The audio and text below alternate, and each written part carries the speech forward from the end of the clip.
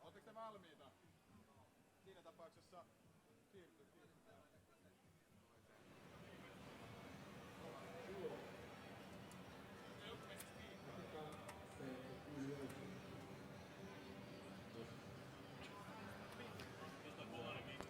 Oh, seems pretty loud.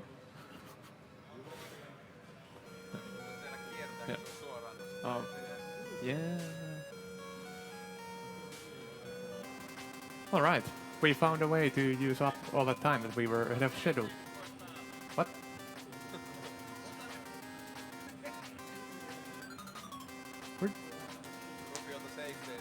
Ah, yeah. But yeah, anyway, we're finally getting around to starting our next run, which is a race between Ahmad and VonRufiou. On the screen, wait, which one is which? Yeah, I hope those are correct. Looks like they're labeled over there. Javelin assures me they are. Anyway, I'm Polari, I will be commenting this, and are you guys both ready to start? Okay, I'm gonna count down after you make sure that the intro video isn't popping up.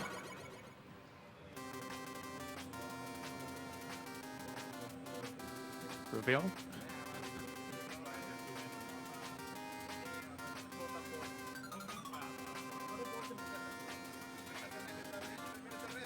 Okay. One last final text buffer. Rufiou is configuring his flashcard. Okay, and finally starting in 3, 2, 1, go. Alright, so we're moving from Rockman 1 to Rockman 2. In the previous game, it made no difference that we played on a Japanese card. In that case, the only difference was the title screen. This time it matters. There are also some pretty big differences. In the original Japanese version, there were no difficulties. Instead, Capcom decided that the game was too hard for a pussy Western audience. So they added an easier difficulty, which they called normal. So right now they are playing what in the US release is the difficult version. And also thanks to Japanese text being much shorter and them changing nothing about the text speed, the cutscenes are over 42 seconds shorter in this version. The physics engine is the same mostly as in Mega Man 1. It will change. It got completely rewritten between 2 and 3, but right now the jumps work similarly. You can still get inside walls and zip through them, which is going to be a major part of the speedrun as soon as we get some items to facilitate that. The speedrun route is designed around that. We're starting from Flashman stage, where we get item 3.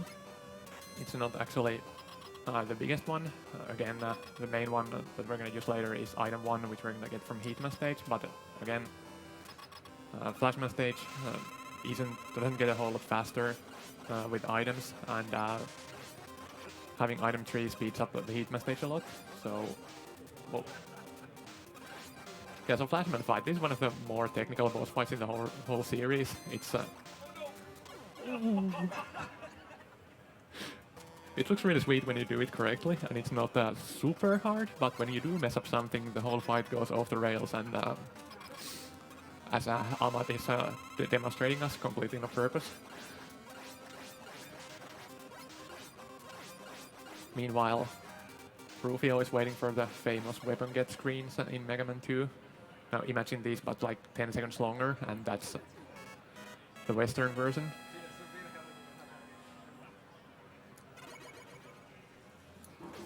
Anyway, the weapon from Flashman doesn't actually get used much. We use it in a Quickman stage, where the infamous Quickman beams become actually impossible when you do a kind of screen desync from zipping on the previous screen. We're going to get to that later.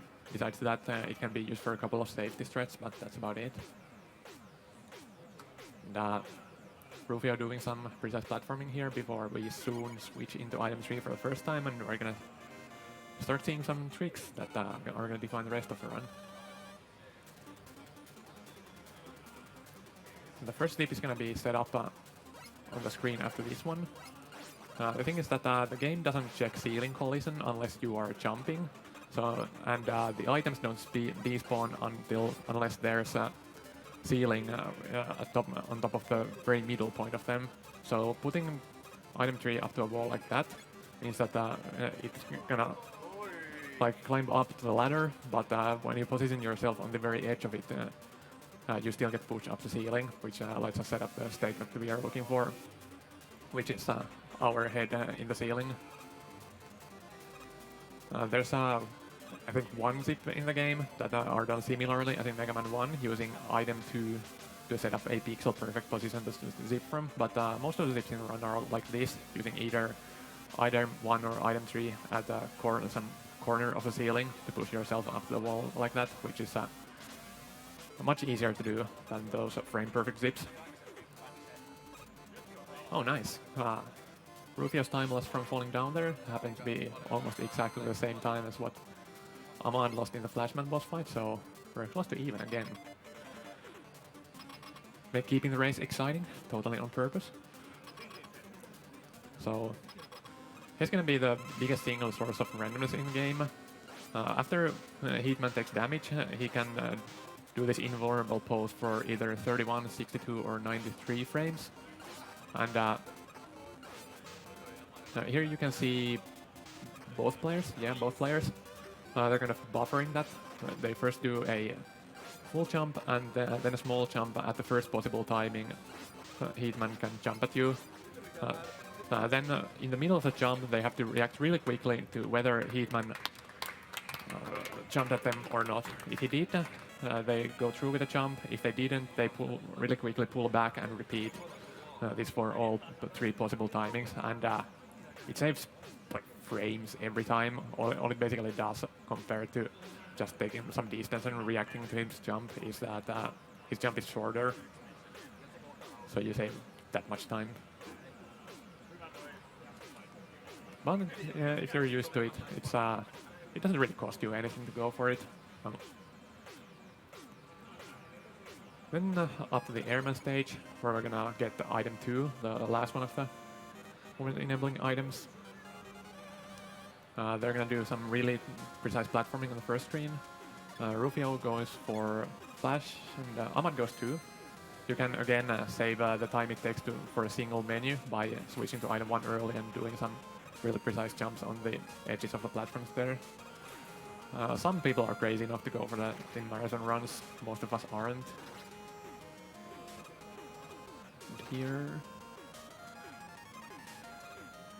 And yeah, both players make it through the section. It's good. You can damage boost through them, which makes it a lot easier. It's still kind of hard, but not nearly as bad as landing on the edges of platforms. But on difficult, you need to conserve some health for the airman fight. If you take damage in all of them, it's up to RNG whether airman gives you patterns that you can dodge. He can give you impossible patterns, and if these guys had any less life, they would die if they got 3 undodgeable ones in a row. Here they are getting the bird to despawn from the left side of the screen because they did a really quick turnaround in the middle of the jump at the very time that the bird was gonna spawn. The bird spawns from the side of the screen that you're looking at, so it's a bit trickier to manipulate here. We're gonna see it later during some ladder climbs. Also, on the very first screen I mentioned, they manipulated the bird by jumping at a very specific, I think it's 4 or 5 frame timing, where they jumped on the egg, manipulate the small birds to spawn in a certain pattern, which causes 2 of them to fly directly right on the screen and prevent the next bird from spawning. And now this is the last time we're gonna see the long weapon get animation. For the rest of the 5 stages, it would have ended here since we're not getting these items, which are the longer part. Coming up next is a Crashman stage, where they're gonna do a really tricky sequence of leaps starting from the very first screen. So one thing of this game that comes into play here is that the stages aren't actually laid out in a full map geometry. Like the way they are stored in the game's memory is that it's just there's a screen 1, screen 2, and so on, and each screen separately declares which way you can exit from it. So once you use zip to go past the screen boundary like that, you wrap to the next screen, and kind of poorly handled things happen. So right now, Ahmad got the zip as intended. Rufio missed a really strict timing that let him wrap to the top of the screen for the next one, so he did a backup and got the zip slower. They traverse to several screens that are slower than normally, and get past the checkpoint room where they take an intentional death to die, which resynchronizes the screen position between what you see on screen and where the level geometry is. Meanwhile, Ahmad has up to the Clash Crime. There's a window of I think it's 4 pixels where you can place the item tree so that it will immediately land on top of it. And also you can do the same after a screen scroll where you get a slight boost when you first start climbing, so in those cases you can do it easier. But again, just like in Mega Man 1, climbing a ladder is really slow, so they want to do as much of the climb as possible by jumping instead of climbing. It's not super hard to do if you want to do a few of those, but in the middle of that climb there was one screen where they got 3 of them, and those timings get pretty tight. Then moving on to the Quickman stage. So I mentioned briefly that the Quickman beams section becomes actually impossible the way these guys do it. We see the same kind of a screen desynchronization as in the last stage. In this stage it's only one screen, so they can restore it by wrapping to the left at one point during the beam section, which moves them back one screen and locks them back to the intended position. There Ahmad jumped into the enemy it's like half on purpose. He meant to land on the very edge of a platform which would slow his fall down enough to make it past the ledge on the next screen. And here you can see Ahmad walking inside the wall. You can briefly see the screen that he's actually on after the screen scroll, after which it snaps back to the wrong one. And here you can see the wrap left, which returns him to the correct position. So yeah, I think it's the second screen where the combination of the previous screen platforms that they are actually on and the beams on the current screen, where they combine in a way that actually makes it impossible to get through without Flash Stopper. Ahmad attempting a frame perfect zip here. He doesn't get it. So basically there's exactly one frame window where you get to this zip one tile lower. If you're too late, you get what Ahmad got just now. You just zip normally and don't get any extra. If you're one frame too early, you just fall down and don't get anything. Rufio gets it, so as a reward he gets an extra little zip on the boss corridor.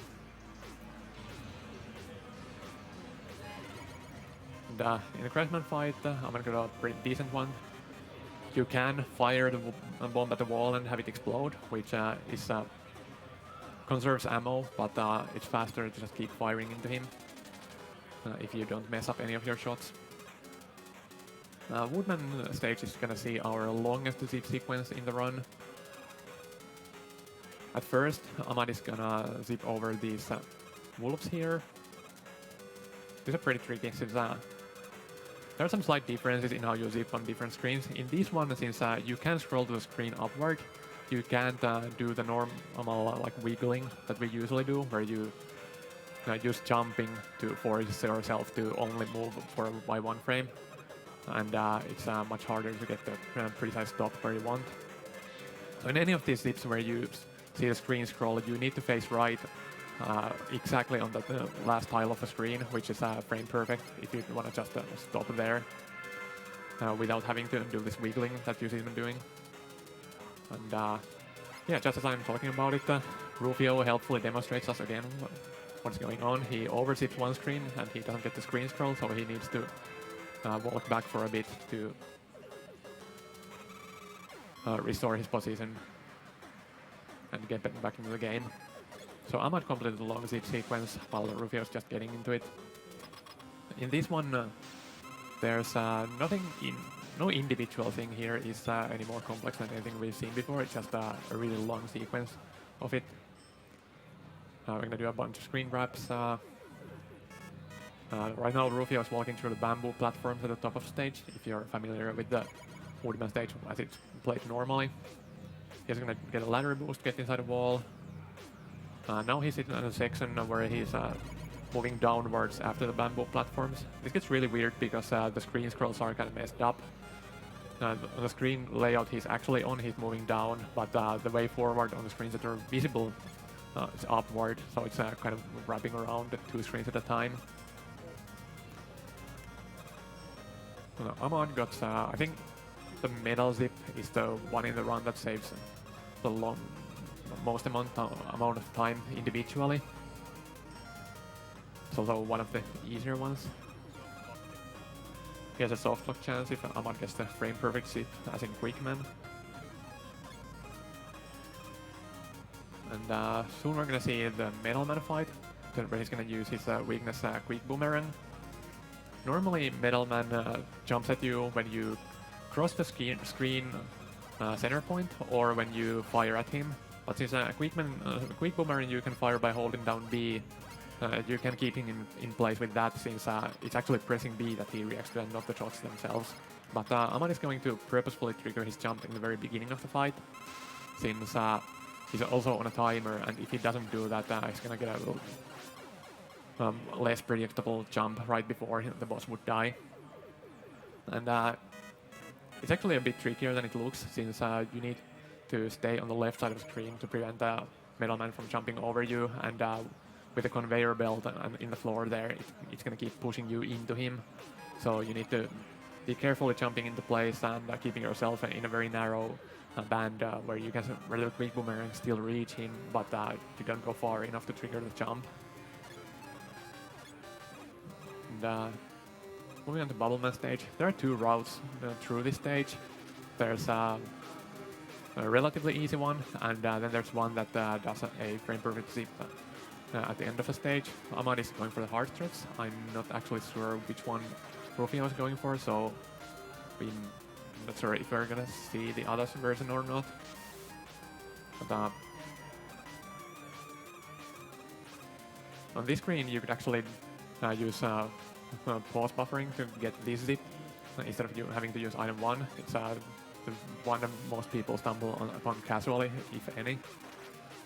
In this game, pausing resets your falling velocity, so you can pause repeatedly on the previous screen to get yourself into the wall through the screen transition.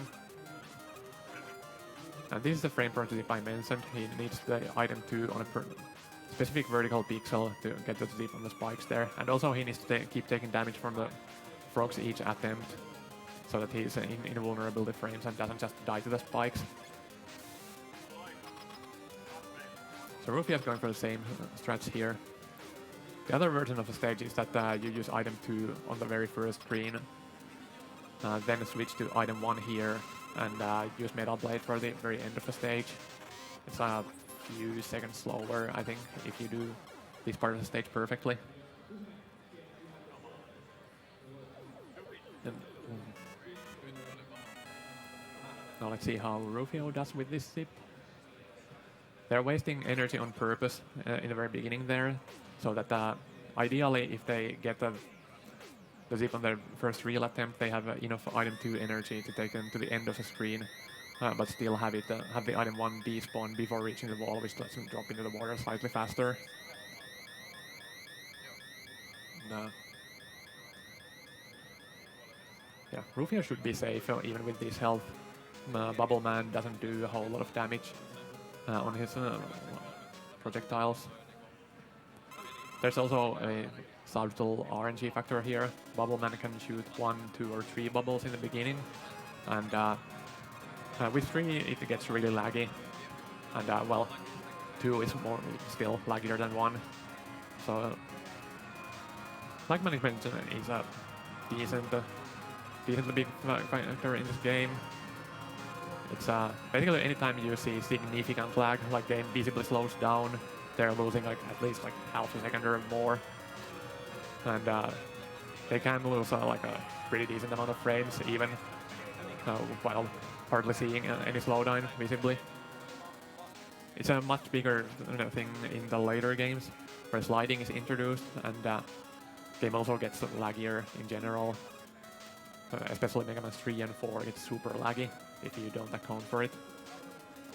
I'm just getting successfully through Wily 1 stage. This is like if you're doing, say, immediate strats in this game, you don't go for the craziest stuff. Like there are easier slightly some ways that you can do Bubble Man stage and the beginning of Glass Man stage and a few other things. But those Wily 1 zips are probably the hardest thing in the game earlier on. It's pretty tight getting those item 1 placements and jump for the screen reps.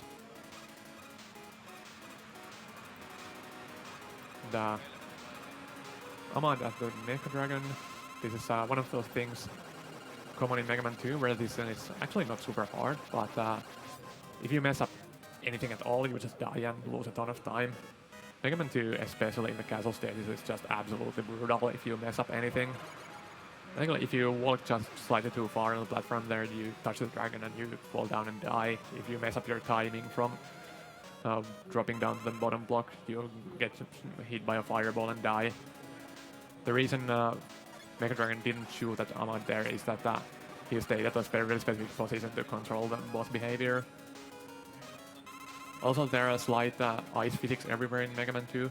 If you don't let go of D-pad after landing from a jump, when you stop running, you still slide forward for a few pixels, which is another thing that can get you killed here. And while I was, and yeah, Rufio again demonstrates one of the ways to fail that I just talked about, getting just slightly too far then getting touched by the dragon, which by the way does huge contact damage, even if it isn't knocking you down in a pit. Now Ahmad here is trying to go for very precise leaf shield timings. He didn't quite get it. If you do that absolutely perfect, the screws will get killed just before they exit the wall, and any refills that they drop will remain inside the wall and get zipped off screen. Which is, well, if you're really lucky, they won't drop anything anyway and it doesn't make a difference, but if they drop large refills, they're actually very significant time losses. In this game, the refills happen at 8 frames a tick, so a full big refill, either health or energy, takes 80 frames. Wait, no, 180 frames. Yeah, 80 frames is correct. 1.33 seconds. And, I'm not fighting the Wily 2 boss, Pico Pico. Nothing much going on there. Rufio will hopefully clear the dragon on the second attempt, making it exciting for us. So I missed Ahmad's Wily 2 mostly. Rufio gonna get there now, and we're gonna get another chance of checking out the first zip in Wily 2 or the spikes. That one isn't actually too hard, but it's if you're not super comfortable with it, it's one of the most stressful ones since you're setting it up while walking on spikes, and you don't have that many spare iframes past the point where you need to jump out of the spikes and into the item 1. So let's see how Rufio's getting it here, taking damage here to get the iframes to walk on the spikes, and yeah, we should be good. Also, this switch to item 2 there isn't just to save a little bit of item 1 energy, you actually need to menu during that zip, because again, menuing resets your falling velocity, and if you don't do that, you fall just short of reaching the ladder there and fall down the spikes and die. I'm almost getting through Wily 3. Wily 3 is a pretty boring stage, nothing really going on there. You jump over a bunch of fish and then mash down the boss. So this boss is possible to do in 2 jumps. The 2 assisted jump that mashes at 30 frames, 30 hertz, does it in 2 jumps. It's some completely crazy people can do it in 2. I think Not sure if I can actually even name anyone other than Elo Ninja, but 3 is what most people go for. I'm not getting it, which is actually it's much harder than I'm making it sound. Like 2 is absolutely insane. 3 is hard. Wily 4, the purple hell. This kind of like Wily 1 in that it's not really among the hardest stuff in the game, but anything that you mess up here is extremely punishing, and it's near the end of the run. So if you're on a good run, reach at this point, it's you get a ton of opportunities to kill your run over here. It's nickname Purple Hell. It's I think it's mostly earned for being difficult in casual play, but yeah, a lot of speedrunners feel the same way. I'm not showing off another pause extension to a zip while falling out of the ceiling there. This time in Clashman stage we should have first seen these platforms, but you missed them because those were what we skipped with the zips in the beginning of the stage while they were walking across the screen just casually with no obstacles. Those weren't the screens that they were walking through. Normally you can't actually wrap around the screen, the game prevents it, but when you're desynchronized that safeguard isn't there, so you can just wrap through them in an unintended direction. Oh! Okay, I might begin the fight by missing one double kill here. So as you might know from casual play, you don't actually have enough crash bomb ammo to kill all these walls and the turrets. Doing the speedrun strats perfectly, wait, what? Okay, so there are 2 possible ways to set up the damage transfer that we saw Ahmad do by running into the second turret and killing it that way. I thought Ahmad had the first setup correctly, which is very slightly faster. He would run into the top one of those lower right corner turrets after killing the walls. I'm not sure why he didn't go for it. Maybe I guess he was 1 pixel off that I just didn't notice in his setup. But yeah, normally you want to have 2 bombs going to this stage and use 1 each on both stages of the Wily machine fight. So Ahmad is 1 short, so he needs to use Metal Blade on one of those. And it can actually get pretty stressful if you go there on low health. Wily machine does a ton of damage, but well, he knows what he's going into. He should be playing it safe enough to get by. And oh, nice.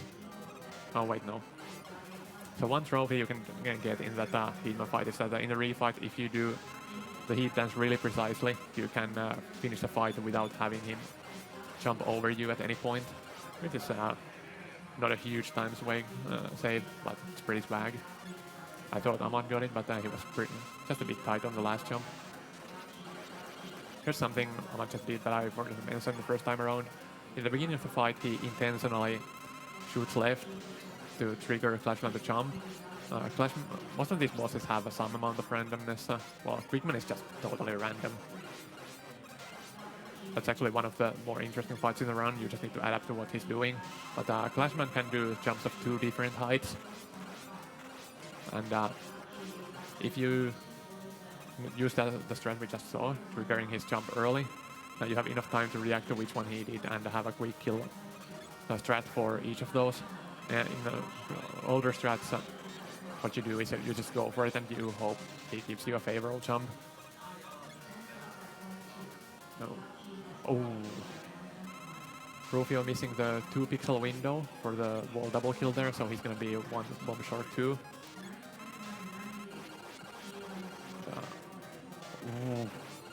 Ahmad just barely getting it.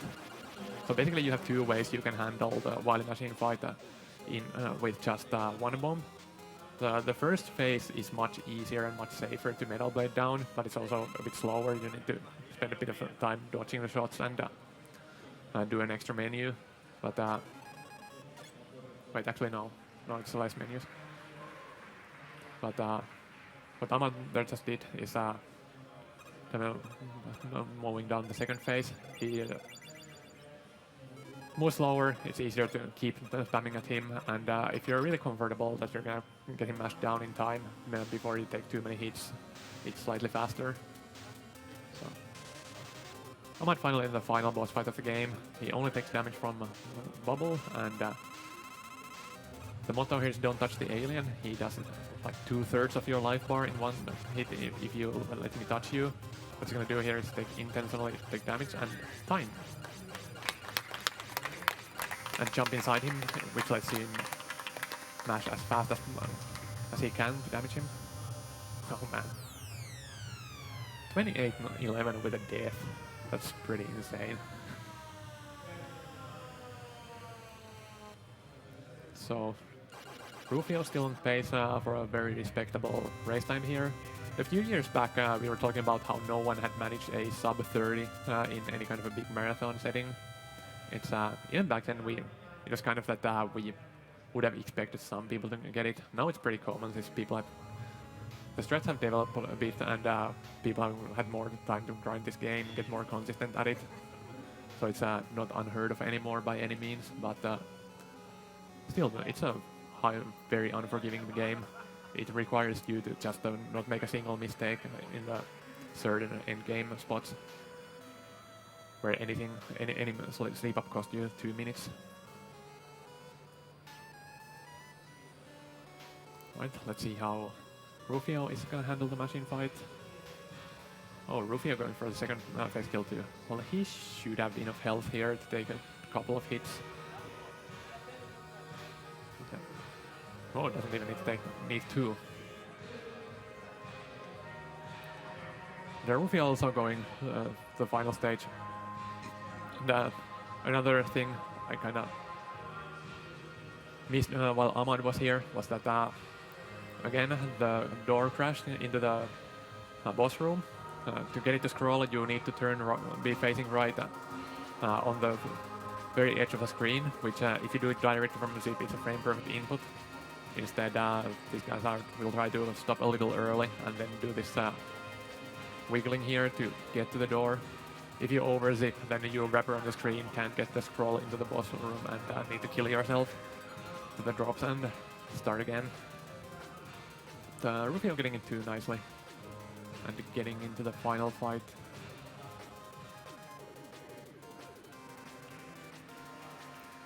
I think the fastest fight, like realistically possible, is ending the fight here.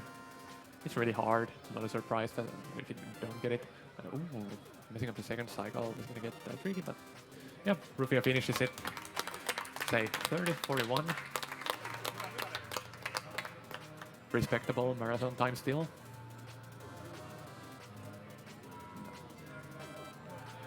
But yeah, that's Fragment 2. That sweet credits music playing here in the background for a while still. And after this, I believe we have Gimmick by VonRufiou first, if I'm not mistaken. Wait, where are we at the channel? Yeah, coming up next in our NES block is Gimmick by VonRufiou, and after that Blaster Master by Ahmad.